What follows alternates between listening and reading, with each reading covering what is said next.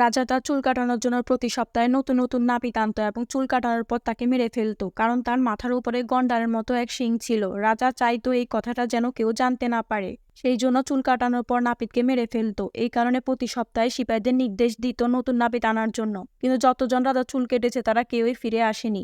এই কারণে প্রতিটি গ্রামবাসী ভয়ে ভয়ে থাকতো। একদিন সেই সিপাহীগুলো গ্রামে আসে নাপিতের খোঁজে এবং একটি ছেলেকে নির্বাচন করে, কিন্তু তার এখন উপযুক্ত বয়স হয়নি। ছেলেটি যাওয়ার আগে তার মা ব্যাগে কিছু খাবার প্যাক করে দেয়। কিছুক্ষণ পর তাকে রাজার দরবারে নিয়ে আসে। তখন সব সিপাহী সেখান থেকে এক এক করে চলে যায়। তখন রাজা তাকে একটি ছুরি দেয় এবং তার মুকুটটি খুলে নেয়। রাজার শিং দেখে ছেলেটি চমকে যায়। সে কিছু বলার সাহস পায় না, কারণ সে একজন রাজা ছিল। ছেলেটি ছোট হলেও চুল কাটার অভিজ্ঞতা ছিল। কিছুক্ষণের মধ্যে রাজা চুল কেটে দেয়। রাজা নিজের চেহারা ছুরিতে দেখে এবং তার কাজে রাজা অনেক খুশি হয়। তখন রাজা তাকে বলে বাক্স খুলে গুপ্তধন নিতে। এটা আসলে কোনো গুপ্তধন ছিল না, নরকে যাওয়ার রাস্তা ছিল। সুযোগ পেয়ে রাজা তাকে ধাক্কা মেরে ফেলে দেয়। সেখানে এমন কিছু ছিল না যেটা ধরে সে বাঁচতে পারে। রাজা এটা দেখে অনেক খুশি হয় এবং দরজাটা বন্ধ করে দেয়। কিন্তু ভাগ্যের কারণে ছেলেটি বেঁচে যায় এবং তার চারদিকে ছিল কঙ্কালের স্তূপ। তার বাঁচার সম্ভাবনা একদমই ছিল না। তখন সে কান্না করতে লাগলো। তখনই হাড্ডির ভেতর থেকে একটা জিনিস বের হতে থাকে, যা দেখে ছেলেটি অনেক ভয় পায়। এটা আর কিছু না, অনেক বড় পাইথন সাপ ছিল। ছেলেটি মায়ের দেওয়া বিন বাজাতে লাগলো। এতে বিনের আওয়াজে সাপ নাচতে শুরু করে এবং খুব শীঘ্রই সাপটি তার বশে চলে আসে। কিন্তু ছেলেটি বাঁচতে হলে সাপকে কিছু খাওয়ার জন্য দিতে হবে। এই কারণে তার মায়ের দেওয়া পরোটা দেয় সাপকে খাওয়ার জন্য। সাপ খুশি হয়ে মাথায় নিয়ে তাকে বাইরে নিয়ে যেতে থাকে। ছেলেটি সেইখান থেকে যেতে শুরু করে। তখনই জঙ্গলে ঝোপঝাড় নড়তে শুরু করে এবং একটি শিয়াল জঙ্গল থেকে বের হয়ে আসে। ছেলেটি ভয়ে গাছে উঠে পড়ে এবং মায়ের দেওয়া বিন বাজাতে থাকে। এই কারণে বিনের আওয়াজে শিয়ালটিও নাচতে থাকে এবং শিয়ালটিও তার বশে চলে আসে। কিন্তু ছেলেটাকে বাঁচার জন্য শিয়ালটিকেও কিছু খাওয়ার জন্য দিতে হবে।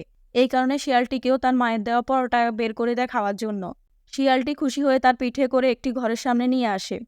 ছেলেটি ঠিক করে এই ঘরের মধ্যে এক রাত থাকবে, কিন্তু এই ঘরের মধ্যে একটি ডাইনির বাস। ডাইনিটি একটি সুন্দর মেয়ের রূপ ধারণ করে নেয় এবং তাকে ভিতরে আসতে বলে। ছেলেটি ঘরে গিয়ে বসার সাথে সাথে ডাইনিটি হাততালি দেয় এবং ঘরের প্রতিটি জিনিস দিয়ে ছেলেটিকে বেঁধে দেয়। ছেলেটিকে ফুটন্ত পানির দিকে নিয়ে যেতে থাকে তাকে রান্না করার জন্য। ছেলেটি মরার আগে শেষ ইচ্ছা ছিল তার মায়ের দেওয়া বিনটি বাজাতে চায়। ডাইনিটি একটু দয়ালু ছিল, তাই তাকে বিন বাজাতে দেয়। বিনের আওয়াজ শুনে ডাইনিও আপনা আপনি নাচতে লাগে এবং নিজের আসল রূপে চলে আসে। এটা দেখে ছেলেটি ঘাবড়ে যায় এবং সেখান থেকে পালিয়ে যাওয়ার চেষ্টা করে, কিন্তু ডাইনি তাকে আটকে ফেলে। তখন ডাইনিরও খিদা লাগে এবং ছেলেটিকে বলে কিছু খাওয়ার জন্য দিতে, তা না হলে তাকে খেয়ে ফেলবে। এই কারণে মায়ের দেওয়া শেষ পরোটা ডাইনিকে খেতে দেয়। ডাইনি অনেক খুশি হয়ে তাকে একটি জাদু কৌট উপহার দেয়। এই জাদু কৌটটি যে কোনো জিনিসকে ছোট থেকে বড় এবং বড় থেকে ছোট করতে পারে। ছেলেটি কৌটটি গায়ে পড়ার সাথে সাথে একটি শিশু হয়ে যায়। ডাইনি কোটটি খুলে নিলে আবার আগের মতো হয়ে যায়। ডাইনি কোটটি উল্টো করে ছেলেটিকে পরিয়ে দেয়, এতে সে আবার বয়স্ক মানুষে রূপান্তরিত হয়। এই জিনিসটা দেখে তার মাথায় একটা আইডিয়া আসে।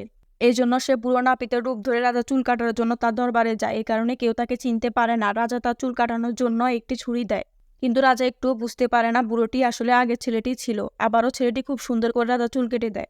রাজা তাকে বক্স থেকে গুপ্তধন নিতে বলে, কিন্তু এবার সে বক্সটি খুলে বলে আমি সোনা দিয়ে কি করব। রাজা এটি শুনে চমকে যায় এবং কাছে এসে বক্সটি খুলে দেখতে থাকে।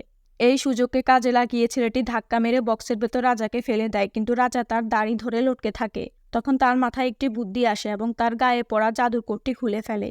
এই কারণে তার দাড়ি গায়েব হয়ে যায় এবং রাজা তার নিজের বানানো নরকে নিজেই ফেঁসে যায়। রাজার আওয়াজ শুনে সব সিপাহীগুলো ভিতরে আসে, কিন্তু ছেলেটি কোটটি উল্টো করে পরে রাজপ্রাসাদ থেকে বের হয়ে আসে।